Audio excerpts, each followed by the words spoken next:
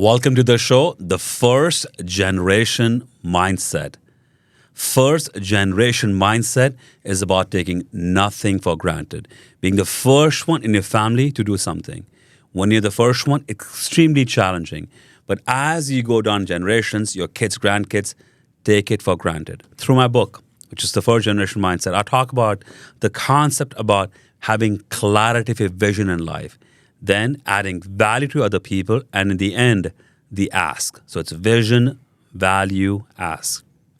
Today I have Alex in the studio who is running for the mayor of Sugar Land.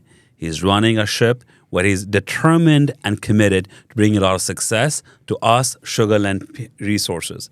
Alex, welcome to the show today. Howdy, Kunal. Fantastic. How are you doing today? Doing wonderful. Thanks for having me here. So born and raised in Fort Bend County. You've been to False. school over here? No? No, I was born in Lafayette, Louisiana. Born in Lafayette, Louisiana. Yeah. And when did your family move to Houston, Texas? So, that's a long story, but my grandparents moved out here in 1981. Wow.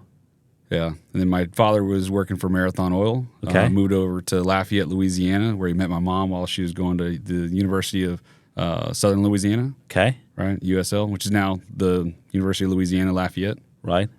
And then you went to high school in Missouri City. Middle school and high school. Middle school and high school. Yeah. And did your... But elementary school in Sugar Land at Sugar Austin Land? Parkway Elementary. Wow. Yeah. So Fort Bend. Yeah, Fort Bend, and I get to speak at career days. So I get to go back to Austin Parkway and show them my yearbook and show them, like, my wife and myself in the Who you yearbook were? together in the same class. In the Are you second guys grade. high school sweethearts? No. But our past, like, did this Really? all throughout life where her boyfriend in middle school was my best friend growing up, but we didn't know it. Okay. Right. Her good friend in college was my best friend in Alaska. Right. And didn't know it. It wasn't until I was working deepwater offshore and I was traveling from my ranch in Kingsbury, Texas to go offshore. On my way back, she asked me to stop in Sugar Land. We actually stopped at the Flying Saucer.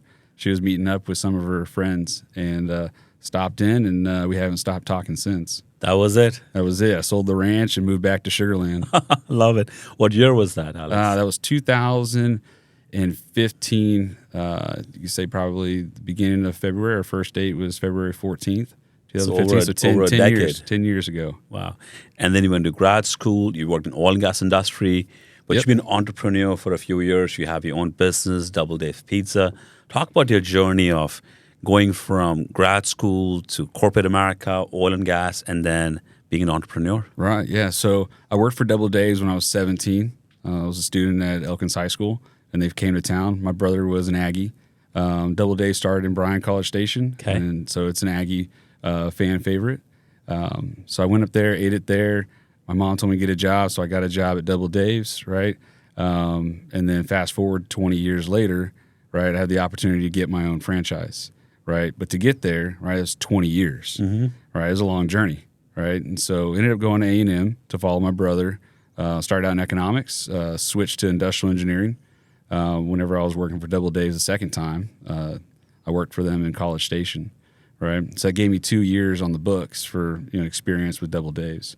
Right, you fast forward, you need 2 years in order to get funding from the SBA.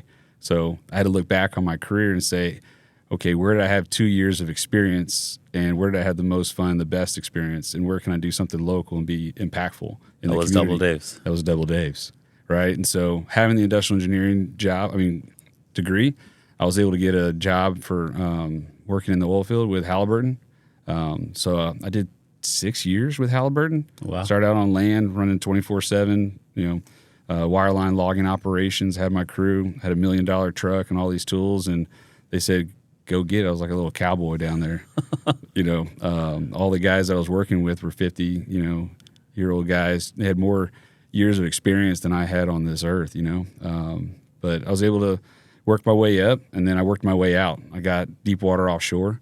I was working 2 weeks on, 2 weeks off. I was it driven Gulf to of get Mexico or?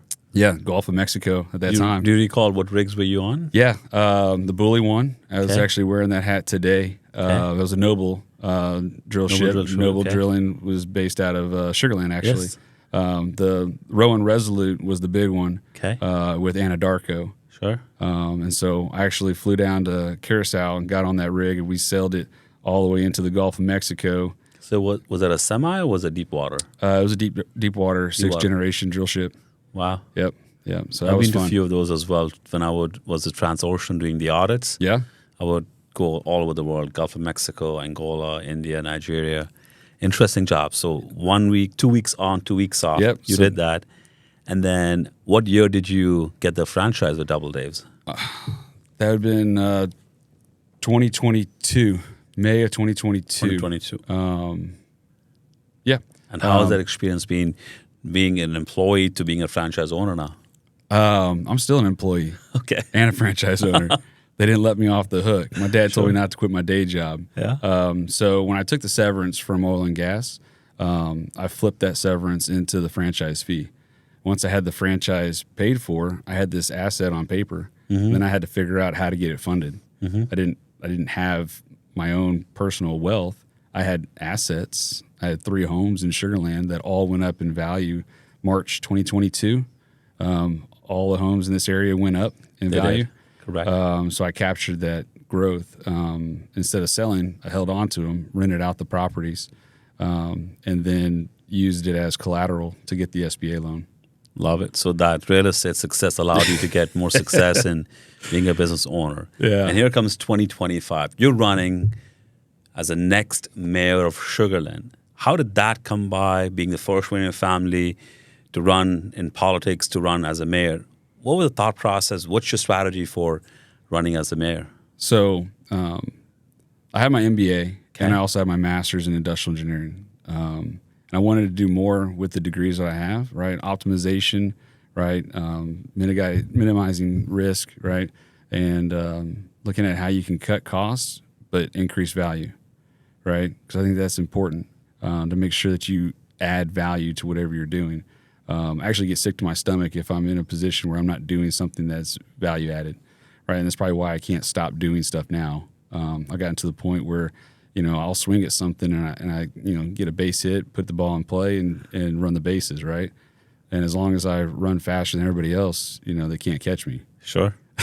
From what you know about our city, Sugar Land, I'm sure there are a lot of efficiencies, a lot of inefficiencies. There's one specific area that's your sweet spot or target area where you want to contribute the most to improve us?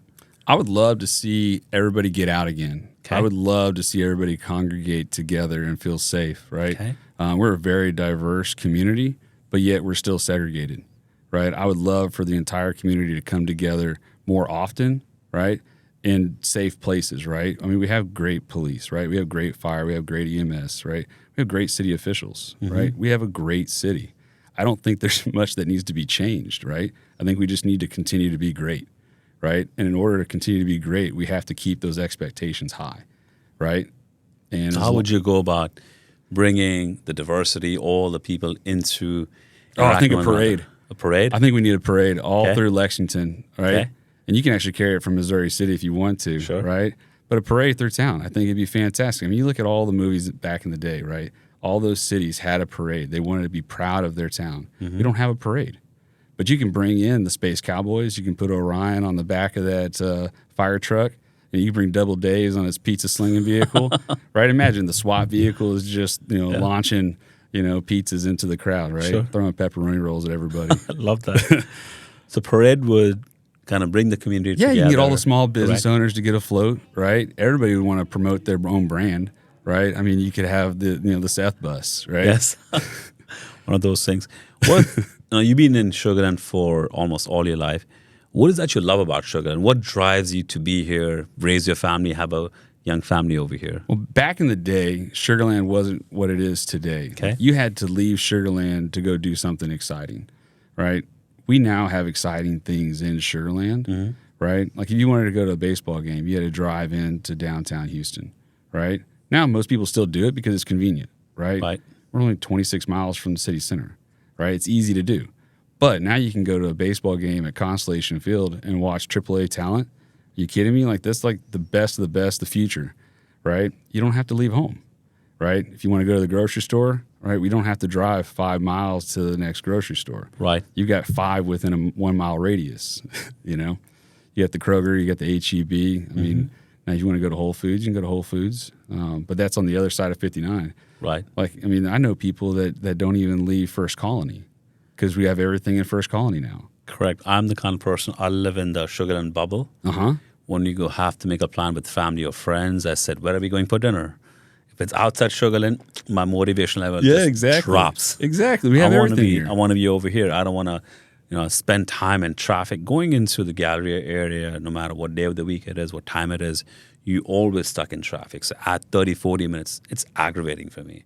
There are plenty of options in my backyard. I'm not leaving Sugarland. Now, we have great back streets, right? Austin Parkway, Lexington, Williams Trace, those streets, are some major arteries through, First Colony, right? But you can take Austin Parkway, right, and then go down to Sweetwater, right? Sweetwater goes to First Colony, right, which turns into Brook Street, right? And now you're at the sugar factory, right? You can just take the railroad down if you want to, and now you're in Telfair, right? You're in new territory, right? Or you're at the ballpark. I mean, you can take 90 the other direction, and you're on your way into Houston if you want to go. I mean, it's just great. I mean, we got a lot of great things around here. It has grown tremendously. Now, what I would like to see, right? I'd like to see everybody out and about, right? And I've seen it come back. I mean, COVID kind of did a number on this area because we got a lot of senior citizens, right? And they are fearful of going out, right? I see it on my mom. Like she'll still wear masks, right?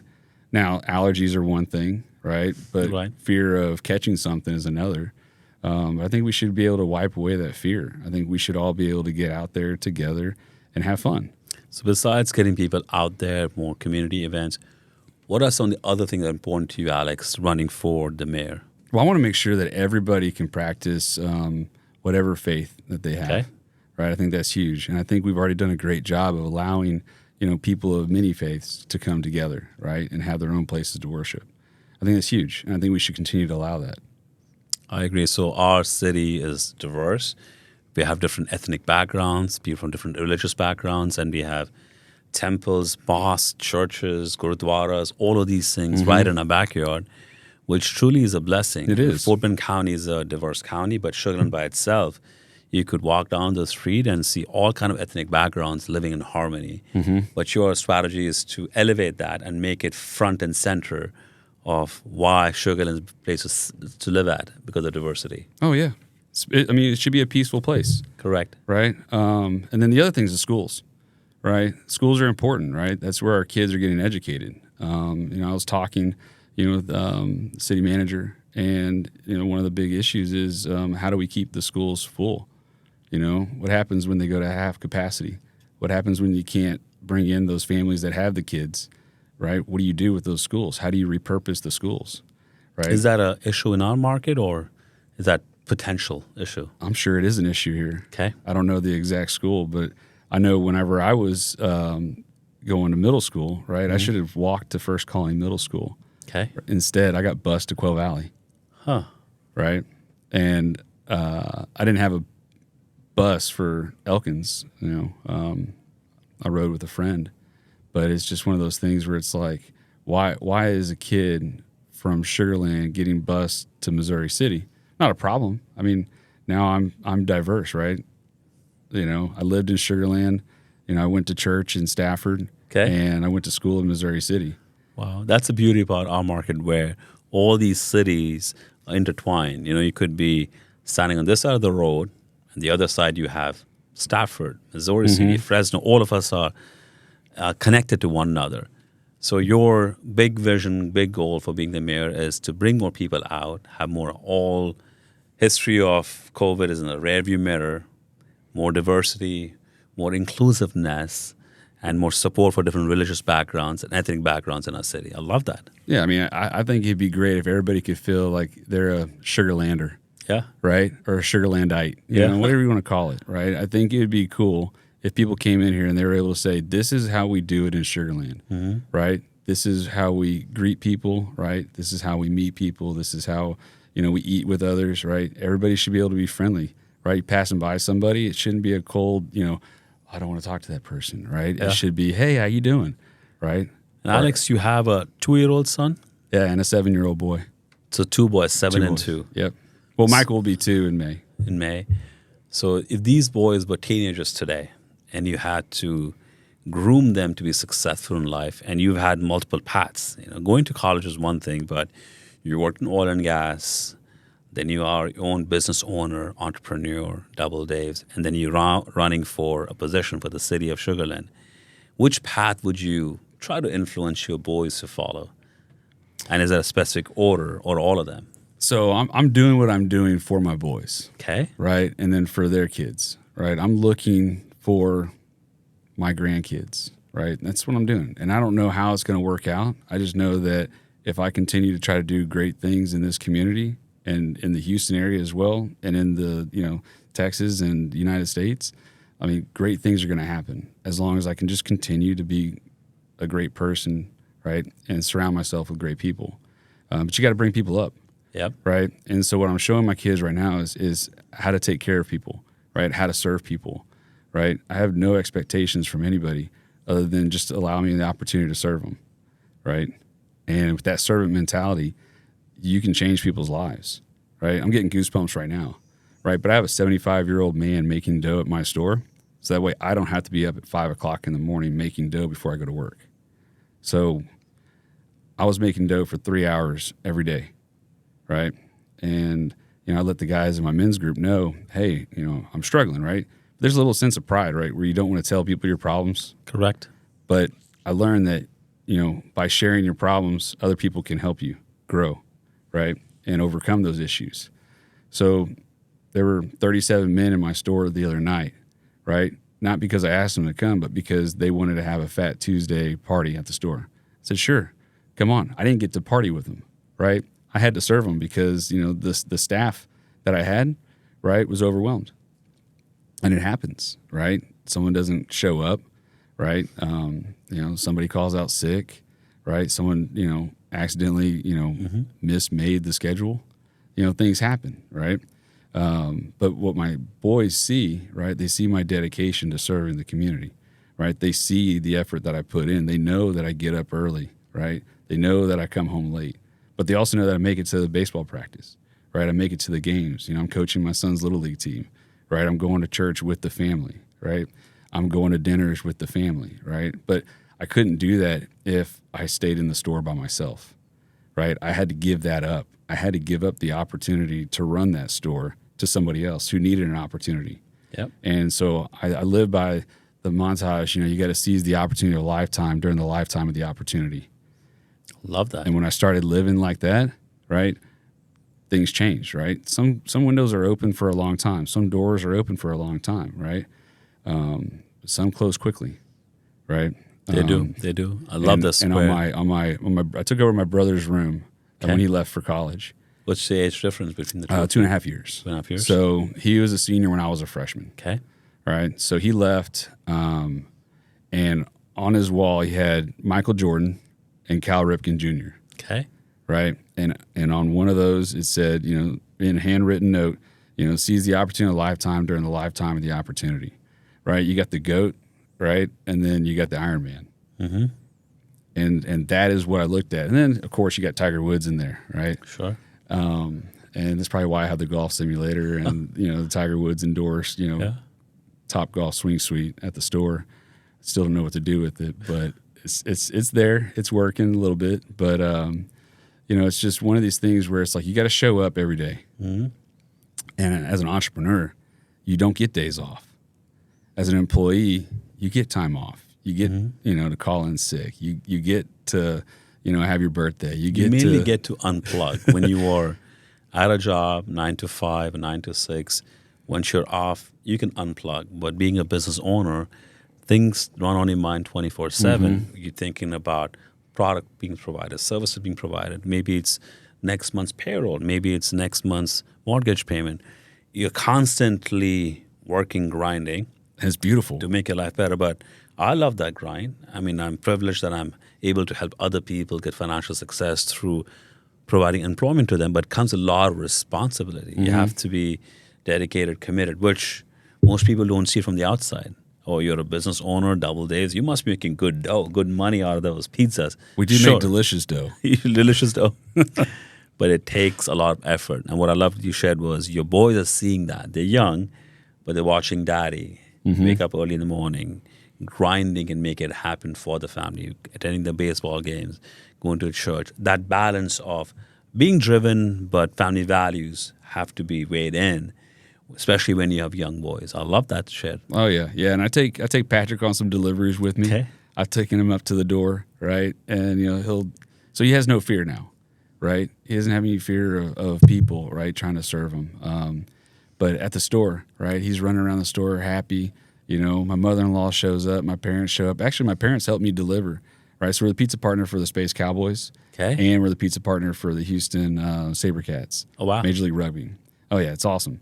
And so we have a pizza station at the ballpark. And so the first time that I had to serve at the ballpark was 3 nights in a row for the Savannah Banana Ball in Sugarland, 2 weeks after we opened up our store.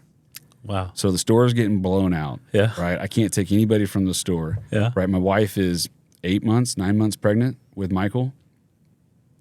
And I'm like, I got to go. I have to go run this pizza station at the ballpark. What was your wife's reaction? She didn't really know what to do. She was definitely upset with me. Of course. Right. And I've constantly tried to improve our relationship, right? How we work together, how we live together. And we're still not perfect yet because Double Dave's is the wild card. Mm-hmm. I have the job. If I got rid of the Double Dave's to where I could have that 9 to 5, I can unplug, I can be with the family, I could do it all, right? But yet there's a part of me that would be missing, right? There's a part of me on the inside that would be, screaming out, I want more. I want to do more. There's greater things for me to do, right? So my vision now is to create opportunities for those without opportunities, right? Those who didn't know they needed an opportunity. Mm-hmm. And so what I've done at the ballpark is I simplified that system so that way kids on the spectrum could find success. And it worked perfectly. Last weekend, it was me and Trace. And Trace came from the transition program at Fort Bend ISD, right? And so he was one of my first employees. Debbie Wingard from Fort Bend ISD came to me before we even opened, and she was like, hey, I need your help. I said, anything you need. And she said, well, I have these kids, and I need to put them in jobs. I said, you got it. What can they do? Well, we don't know what they can do. That's what we need them for. Like, we need you to tell them what they can do. And so they started out, wiping down tables, sweeping floors, squirting the windows and wiping down the windows. They got into folding boxes, and then, started just testing them. Hey, do you want to work on the POS? Oh, no. I don't want to make change. Okay. Right. Hey, you want to work in the kitchen? Oh, I don't want to work with the machinery. Right. Do you want to make pepperoni rolls? Okay. Right. So I started thinking, okay, maybe pepperoni rolls could be something we do. Mm-hmm. I was like, what about working at Constellation Field? Oh, yeah. I can do that. So I took them up to Constellation Field, and we had a simple POS, cheese, pepperoni rolls, small kitchen in the back, one oven. They can only worry about one thing. But I started watching how they work through observation, and that's that industrial engineering side of me where, time studies, let's analyze something, define the problem, let's measure it, let's analyze it, let's improve it and control it, right? And so now I'm going back and forth between the analysis and the improvement, right? Just going back and forth, and then setting some controls and then watching it. And then now, it was just, we were supposed to serve 7,000 people. Only 2,600 people showed up. But we delivered, right? Space Cowboys wanted 10%. They said bring out enough to feed 4,500 people. So 10% of that would be 450 offerings. Mm-hmm. Trace made 500 boxes. Wow. Had them all stacked. Everything was neat, orderly. Yeah. Right? And then we found that they had issues cutting the pizzas and baking the pizzas. And so we said, well, we can bake them at the store, right? Keep them fresh, bake them, transport them just like a regular delivery, right? And then box them up and serve them. So we staged our delivery so that way we keep the product fresh, right? And so we can front load it, make sure, we don't sell out by the first inning, make sure we have product in the third inning, right? And be there for 2 hours. Well, we crushed it. He had 500 boxes. We had 32 pizzas left over. So we got to feed the fans for free and feed the staff and the janitorial people. People were like, God bless you, right? And it was all because, the Space Cowboys and Airmark demanded that we over deliver, right? And we met that, and we did it, and it was just me and Trace. And That's I told him I was going incredible. to need 4 people, but I couldn't get people to help me. Sure. You know, I put out messages, hey, I need help. It's a Friday night, you know, and nobody came except for Trace. He answered. He said, yeah, I'd love the opportunity, right? And my parents were the ones that drove the product back and forth, From the right? store. So my Okay. mom and my dad, right, they showed up, brought me the pizzas, right? Because we've been doing it. They've perfected the delivery, the bulk delivery. So Trace, you know, received everything, boxed it all up, put it in the hot box, brought me, you know, 12 at a time. I kept my pizza station going, never ran out of product. Space Cowboys were happy, right? That's so happy amazing. that they paid for the overage. I didn't lose anything. That's incredible. It's a blessing after blessing after blessing. Yeah. Was the intent and having your family to be there for you, your parents going back and forth, delivering and picking up stuff from the store, bringing it to the stadium. Great story, great journey. Yeah. In closing, what would you want to say to the voters out there who have the voice and the opportunity to elect the next mayor? What would you want to tell them, Alex? Sure. I mean, I'm deeply rooted here, right? I have family here. I have kids here, right? Met my wife here, right? Married my wife here. We actually gave birth to both of our sons here. We're dedicated to the city. I mean, my wife sings the national anthem for the Space Cowboys. She sings on does? Sugarland Town Square. Yeah. You should have gone on the show today. Had I been singing. Told you. No, that'd been awesome. But you know, we're just a dynamic duo, and she's way better than me. Way better than me. I'm just the one that's outspoken and outgoing, right? I'm the crazy one that decided to run for mayor, right? Only because I got called to action by, you know, William Ferguson, right? Okay. In his, you know, video that he had with, I think it was Fox News or something like that. He was at Rudy's, and, you know, he said he had this 90-day action plan. I was like, cool, right? I just want to talk to the city manager and see how I can help him, right? Right? Because the city manager runs the place, right? They do. Talk to the citizens, right? I grew up here. You know, I walked the streets. I ran the levees. You know, I'm just a kid, right? And I'm already feeding the hungry, Yeah. right? I'm doing the great things that I was intended to do. And I don't know if being mayor is what I'm supposed to be. But all I'm saying is that I'm here. If you need me, you got me.